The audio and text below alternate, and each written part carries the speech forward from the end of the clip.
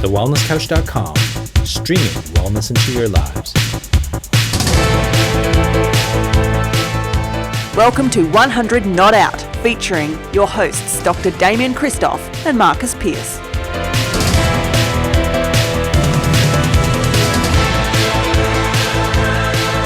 Hello and welcome to another edition of 100 Not Out, a weekly show dedicated to helping you master the art of aging well. My name is Marcus Pearce, and here I am with the legend himself, the co-founder of the Wellness Couch and the Wellness Guys. He's Dr. Damien Christoph. Hello, mate. I haven't got a title. Well, you know why you don't have a title? Is because there are... This is the first time in 150 plus episodes you haven't invented. You know what happens, mate?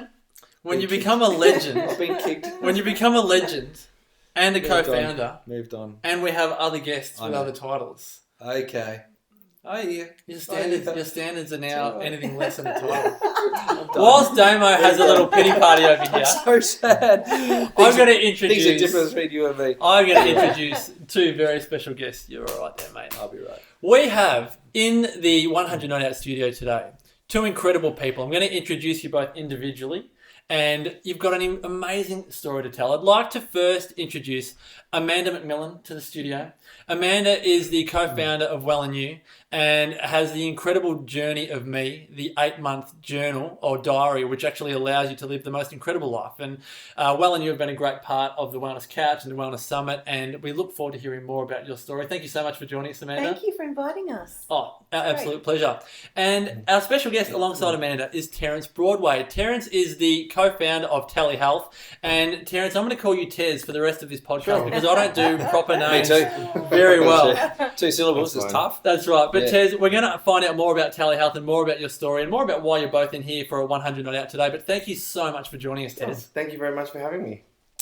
Now, there's so many questions we want to ask, and this is going to go in many number of directions. But the one thing that the viewers and the listeners definitely can't see, and the viewers might not be able to see, is that you, Amanda, have this beautiful baby bump just living under the desk there, the table. Still fits. And it's not any baby bump. When I, up until I found out about this, I just assumed you didn't have any children because it wasn't part of our conversation. Mm-hmm.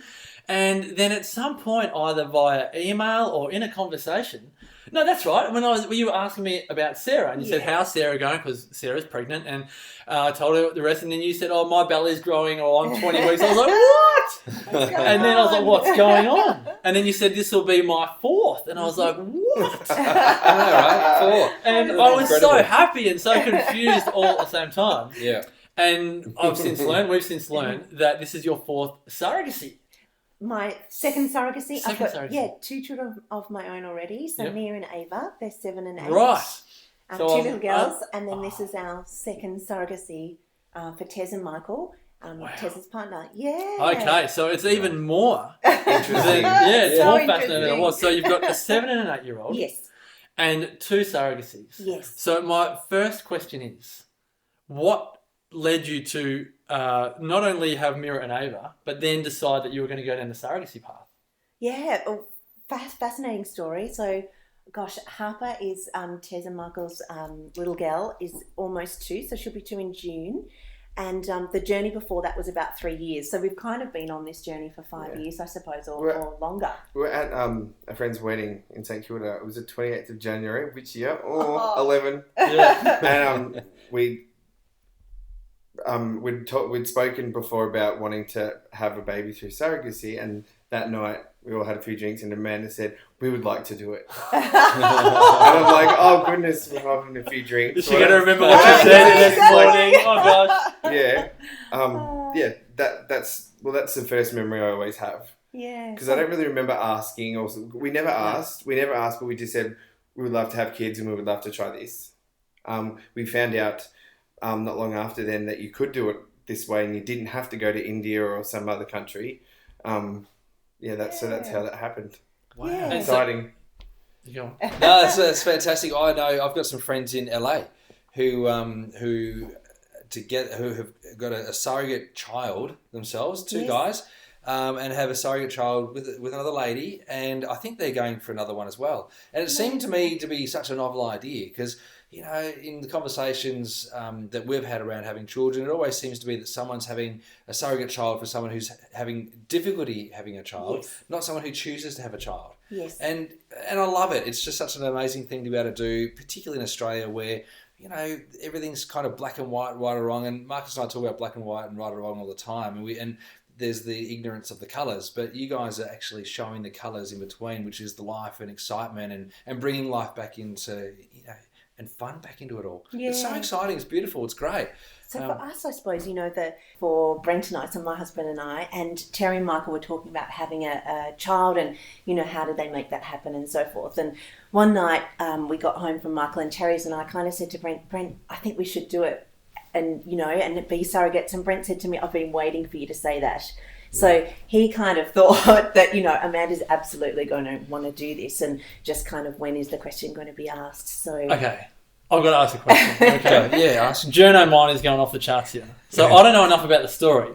And if I'm going too far, just let me know. Because this is all very blind. Right? So did you and Brent decide at some point that you that you were done with your kids? Like, yeah, so I'm assuming that you and Brent are the parents of Mira and Ava. Yes. So did you go like, we're happy with our two, don't want a third, but you had an urge? Yeah, definitely. That's So we went through 12 months. So once we decided, yes, we wanted to be surrogates, we kind of asked Michael and Terry, you know, we'd love to be surrogates. Brent and I were so nervous because we were like, oh my God, what if they say no? They don't want us to be, you know, like it's options crazy. everywhere. It is. We're lining up your door. That's right. Yeah, we were really nervous. Oh, but you're surrogate? Wow. And so then when the process started, it took over 12 months of counselling and like we've been asked, you know, 1,001 questions really. Oh, yeah, by panels of people. Really? Yeah, it's quite amazing, the process. incredible. And so part of the 12-month process is that they kind of drill you around, have you finished your family? Yeah. So there's so many rules in Victoria, but one of the rules is you've got to have children already and they like you to have finished your family already as well. Yeah. So part of that process, we thought that we'd finished and part of that process was about kind of really nutting that out. Are you sure you don't want to have any more of your own? Okay, so not that don't answer this if it breaks any rules, but now that this is your fourth surrogacy Yes. and you're an incredibly healthy woman, do you have urges to continue growing your family? No, Definitely absolutely not.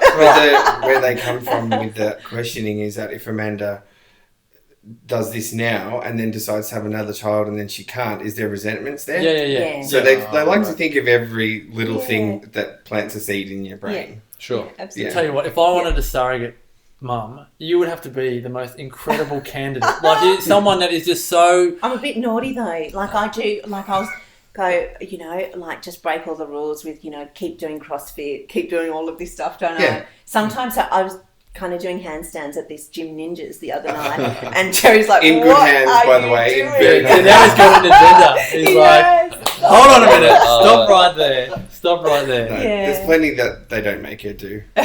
Great question. That's a great point, though, because I was talking with a great mate, Marcus Show, about would we give different advice to our spouses if they were pregnant? Like, would we, you know, say, "Oh, just continue to do the things that you'd normally otherwise do," or would we say, "Don't do handstands," or "Don't jump up and down because it might fall out"? You know, we got to be giving different advice. And my thing was, no, I wouldn't give different advice, and I haven't in the past. But what about with food? Like, do you have to? Because I like to break the rules with food. Yes. And I think that the things that you would normally eat all the time should be the things that you would continue to eat all the time when you're pregnant. So some people stay away from soft cheese and you know cured meats and bacon and all that sort of stuff. And I think, well, if your body's used to it and you conceived with it, then you should be able to continue it. Yeah, you know? like eggs is a big one for me. Like some people, when they're pregnant, I think that they won't have the runny eggs. Yeah, you know, they'll only have solid eggs or maybe not the yolk at all. Yeah. But I just, the boys are so laid back as well. Like I just eat whatever feels right and whatever I would normally eat. So I don't kind of go, no, I'm not having that. Mm-hmm. Yeah. The strangest thing happens to me though, I go nuts on dairy. So normally I wouldn't necessarily have dairy or have very much dairy at all. Yeah. But like in a smoothie or something, usually I'd have like, you know, water or coconut water. Yeah. Well, it's milk, just, you know, give me the full fat milk. Yeah, you need it. So I just go with that. Well, that's fascinating. Well, It is it's listening to your body, isn't it? And so as we age and often what we find and as people move through, they start to listen to their bodies. So, we interviewed Noel McMillan and I saw what he did and didn't eat when we were at the party. And I know what my grandmother-in-law, Hitty, Isabel, what she eats and what she doesn't eat. We'll go out for dinner, we'll go out for lunch, and she'll choose just to have the ice cream. That's all. She won't have anything else. Like, that's all she feels like she can eat. And she's 95. And so we talk about longevity, we talk about aging well. We look at some of these guys here, Dexter Kruger, who would have a cup of coffee at midnight to help him get to sleep. Yeah. Breaking all of the rules. All of the rules. Yeah. When you listen to your body and you do what it's asking you to do, then you'll make decisions like that. And it's really only through judgment or what other people value with a eating program or a lifestyle program that they say, bad. Yeah. Shouldn't be having dairy. Same with the movement, I think. Same as movement. Yeah. So sometimes I'll feel like doing a handstand and that will be all cool, and then other nights I'll just be like, oh, actually, I'm not going to do the handstands tonight. I'll just do other something things. Else. So there's always an alternative. I want to see the handstand. All right, now I'm going to get really into wanting to see it. As the father, do you get to attend the birth? Yes, because that's something that we're like a village. Like even the egg donor is very close to us as well. Oh, great. So we sort of have gone this journey together, and Michael and I were there for the last birth. We were not down the business end. I was looking out a window. Michael was squeezing my hand. I'm like, oh my God. Michael squeezing your hand in pain? Oh yeah, he was like, every time Amanda was like, yeah, he's like, and I'm like, it's my hand, come on. One of the really important things for Brent, like he kind of doesn't really have any rules, or like he's been really supportive, kind of no rules, and which must be hard for a partner of a surrogate, I think, sometimes as well. It must be a really interesting journey for him. A lot of different profiles and different challenges that would come up. I'm just drawing this down. We've got Brent, your husband, then we've got Michael, your partner, then we've got yourself, and then we've got the egg donor and the sperm donor. Sorry, egg donor and sperm, and like so many different people involved. That's why we call it the village. Doing surrogacy here and homegrown, it is all about the people. It's about the people. This journey, you can't do it without it. You can't pay someone, so it has to be the right people, and it makes all the difference. Yeah, it really does. And they're all out there, and I just think people should find the right people in their lives because it helps. Yeah, but that's across all facets, though. Absolutely. Like in the CrossFit arena, like you're only working out with people that you like.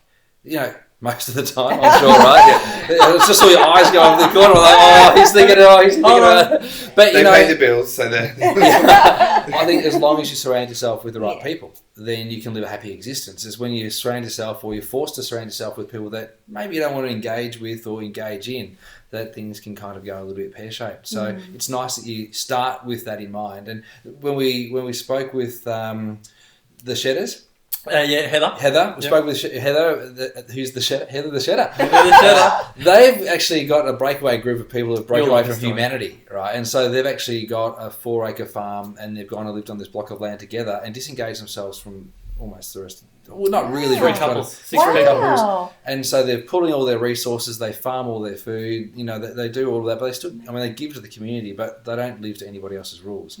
But they all respect each other, which is exactly what you guys are talking about. And it's always felt less arrangey, you know what I mean? Like there's less arrangement, like, oh no, I can't do this or do that. It's all really, someone's doing this for us, do what you like, and we're just going to say yes. Really. It's all about the gift for us. Like for Brent and I, we think that the greatest gift that you could give anyone is a child, I think. And particularly people that can't have them either through, something that, medical reason or, can't have them or whatever it might be. And so that's kind of what drives the whole thing, doesn't it? The gift of, and for us to be able to kind of be in Harper's life and see her grow up. That's exactly what I wanted to ask you. You speak about this gift. It goes in so many ways. You give the gift to Tez and Michael, but you and Brent also have this gift. If you're in Harper's life, what's it like to see a human being grow up who literally came through you and is growing up in the world,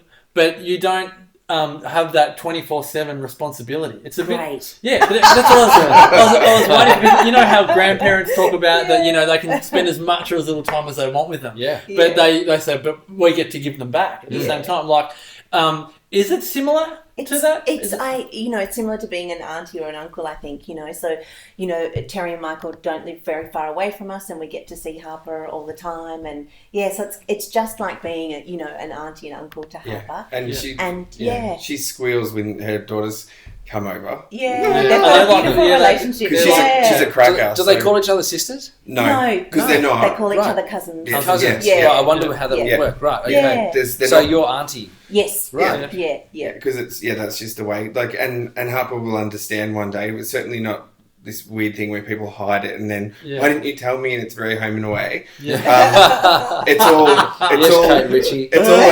out there and very legitimate. Like, she'll understand science. Like, when we explained to the egg donor's son when he was 8, he goes, "Oh, so you're using science?" I'm like, bam. Why can't it's just that easy for a child to understand? Yeah. Yeah. And no emotion or logic. Yeah. Just so this is what you're doing. Hey. Yeah.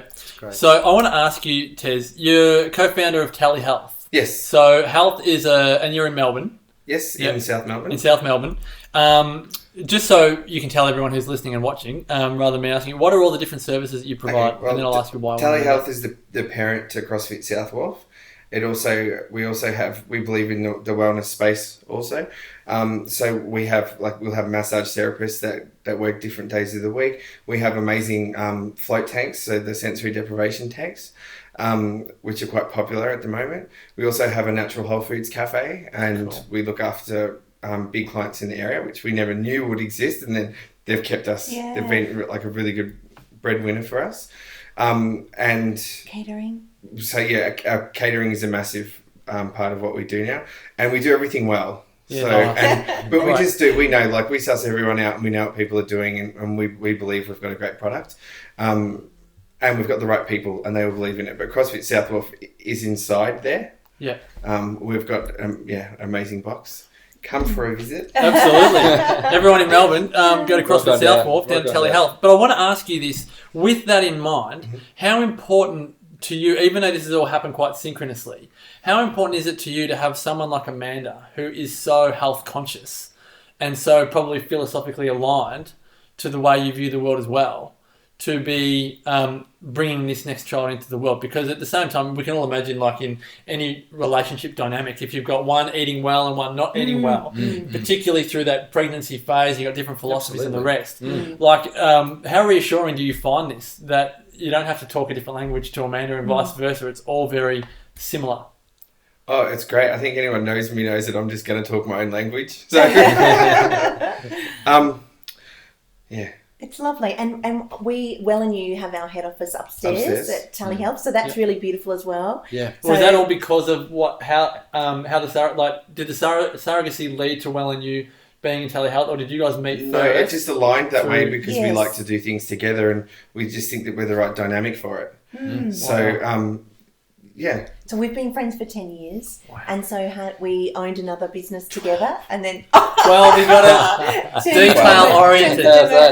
Yeah, a decade. I love it.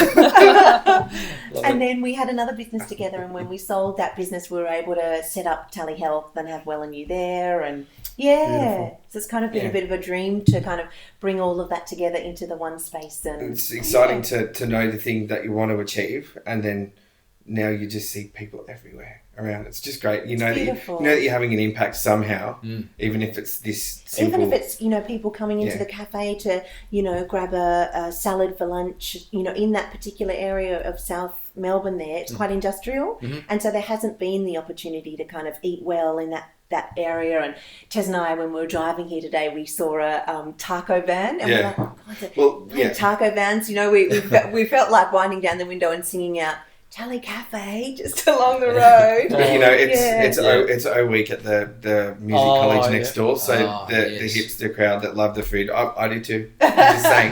But the taco truck doesn't work every day. Yeah. Yeah. Absolutely. It's like the hot dog van that rocks up to the beach down at Brighton. You know, it's the German Kranskis. You know, so that makes it better. You know, so people lining up for these Kranskis. I'm like, oh, come on, eat some salad. Yeah. You know. But yeah, we had the taste when we set up. We've had this going for over a year now. The tasty truck would rock up in the car park every day, and their food's like a fighting weapon, like holes in walls. And I'm like, when I realised what was in that area, then we had to up everything because we were literally going to be a smoothie bar inside a cafe, and then realised, well, we have to have more of an impact here. Yeah. Nice. And then it made a shift just like that. Just we had to. Vision, mission, purpose. Well, Wellness Summit, See need, September, feel a need. well, Wellness Summit, September 10 and 11, just thinking on the run here. Maybe they could At cater the it. Melbourne Convention Centre. In Melbourne Yeah, Convention we'll be down there. Exhibition Centre. We won't be far from Yeah, Telehealth. we could do that. We've Have to been get- lucky to host a few things actually. A Aligned lot, in some way? actually, and Christmas Abbott soon. He's Yeah. a well-known CrossFitter. Okay. He does seminars. Yep. So we get to have we got heaps. Wow. All right. Well, More than welcome to come down. that's a conversation. Yeah, that's it. Indeed, we'll be talking. I have one more question. Do you have any more questions? Well, there's so many. There's so much. There's a few things that we've touched on. You know, like vision, mission, purpose. That's come up in this one. You Yeah. know, we often talk about the need to have a vision, mission, and purpose if you're going to make a big difference. If you're going to make an impact, you both obviously share a similar sort of vision. And that is that, people, I'm assuming that is that people stay well. You're on a mission. Yeah. You're definitely on a mission. But I'd love to know the reason for it. What's your purpose behind all of that? that's exactly right. I think Tess and I purpose for were it? talking about this again in the car on the way here, kind of talking about, what is the purpose You and wrote the that. and the what kind of drives us forward. And I think it's all around giving people the experience of, living in a world of wellness, giving them that first kind of, maybe swap out the, the hot dog or the Kransky for a salad or something like that. And how does that make you feel? And then maybe, try a bit of movement, if you haven't got that in your life already. So, Tally's got spin bikes or the CrossFit box or yoga or, so giving people those experiences and then, being able to see them every day and their lives changing for the better and they're coming in and, high-fiving and thinking, this is really amazing. But, I find a lot of people just don't know where to start. They don't kind of, until they kind of start on the journey and see the differences, they, live in a world that they don't know what the experience is going to be like. So Correct. I think that pushes us forward to be able to And share myself as well on top of that, because it's the same. I didn't really think I was a people pleaser, but I might be, because feedback I really thrive on. So even if it's bad, do something with it, fix it. But really good feedback makes me feel good for days. Like when someone comes in and goes, "You guys are so nice," and I'm like, oh, "Okay, thanks. We're doing something right." How do you handle the negative feedback? What do you say? Oh, I always sort of quiet. I'm like, "Really? She said that? How dare she?" No, you normally walk up and ask for the... Yeah. Yeah. I just get it, and then we work on a way around it, but not at the time, because then it's reactive. Do you thank him for the negative feedback? Absolutely. Yeah. Absolutely. Yeah. We spoke about that too, haven't we? We spoke about tall poppy syndrome and how there's a lot of people out there that see what you guys are doing and what you're achieving, and we're going, how come they get to do it and we don't get to do it? And so they're trying to cut you down. Yeah. And maybe they're giving feedback that's warranted, maybe they're giving feedback that's a bit, biased or jaded. But the ability to say thank you at both ends, whether it's good feedback or negative feedback. It's helps great though. so It much. keeps you on your toes though. Like there's things that happen that I'm not aware of because I'm really hyper focusing on a very busy space of the business. So when people tell you that, you're like, right, onto it, and you want everyone to have the same experience. Yes. You All want the time. Absolutely. It's nothing worse than seeing someone walk out because we're too busy, or I'll chase them. No, I won't. I will. Yeah. Oh, lots of exciting times ahead. You guys are in for the ride of your life, and I just want to wish these guys well on behalf of Damien and myself an incredible journey over the next 4 or 5 months. And well, it's a bit of watch this space. We might be interviewing you again in another year or two with another one. You never We know. can bring the little firecrackers with you there. Bring him in. I'll bring Harper in. She'll own that camera, I'm telling you. Absolutely. We might use your studio as our studio. That's probably what we're going to do. The kids can be everywhere. But in all seriousness, all the very best with the you. adventure that you're about to embark on. And thank you so much for coming into the 100 No Minute problem. Studio. And as we like to always say to our guests, may the rest of your life, Amanda and Tez, be the best of your life. Fabulous. Thank you. No worries. Damo, thanks again for your wisdom. Marcus Pearce, great. Remember, folks, if you'd love to engage on this, and let us know how inspired you are by the story of Amanda and Terry, and just let us know what you think about this incredible, situation that they've created. We'd love to hear your feedback. You can go to the facebook.com 100 Not Out, and you can also go to the wellnesscouch.com to see all 20 podcasts available. And if you'd like to find out more about Damien, go to damianchristoph.com or myself at marcuspearce.com.au. And whilst we're at it, talking websites, for more information on Wellineux, go to Wellineux, WELLINEUX.com. And what's the website for Telehealth? Oh, you can go to telehealth.com.au or crossfitsouthwharf.com or just search in Facebook or Instagram. Nice You'll work. find us. Well done. And until next week, folks, may the rest of your life truly be the best of your life. This has been a production of TheWellnessCouch.com. Check us out on Facebook and join in the conversation on Facebook.com/The Wellness Couch. Subscribe to each show on iTunes and check us out on Twitter. The Wellness Couch, streaming wellness into your lives. Whilst the Wellness Couch presenter endeavor to provide accurate and helpful information to their listeners, these podcasts cannot take into account individual circumstances and are not intended to be a substitute for health and medical advice from a qualified health professional. You should always seek the advice of a qualified health professional before acting on any of the information provided by any of the Wellness Couch podcasts.